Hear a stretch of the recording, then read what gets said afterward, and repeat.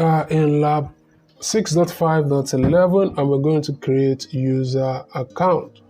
So you are the IT administrator for a small corporate network. You recently added an Active Directory domain to the CompTIA server to manage network resources centrally. You now need to add user accounts in the domain. So in this lab, your task is to create the following user account on CompTIA.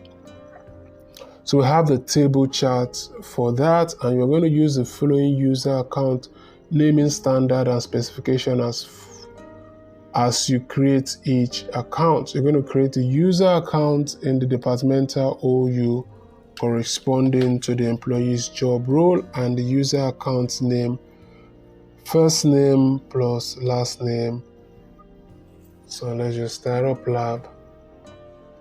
So in case you find this video to be too fast, I apologize for that. You can always pause the video occasionally and work at your own pace. Alright, so we are now in, so we select Corp server and CompTIA.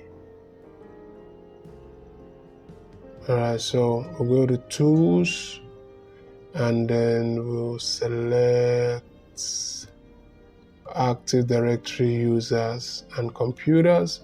Let's maximize this so that it's clearer for you all.